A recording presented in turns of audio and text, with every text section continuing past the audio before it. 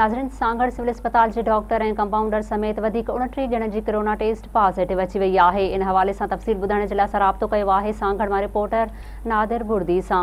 जी नादर, छा तफ़सील आहिनि?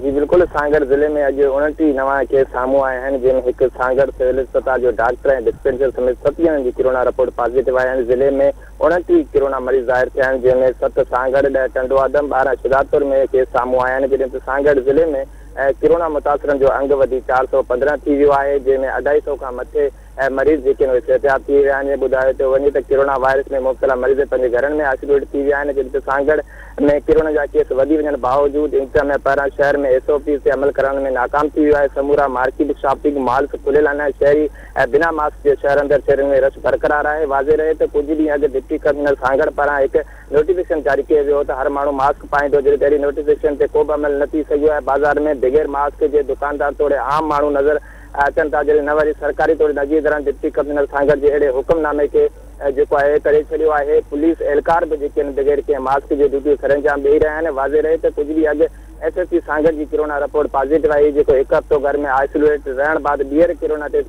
कराई वई, जेके ॿीहर जेके आहे उहा पॉजिटिव आई आहे। जी नादिर, अवां जी महिरबानी।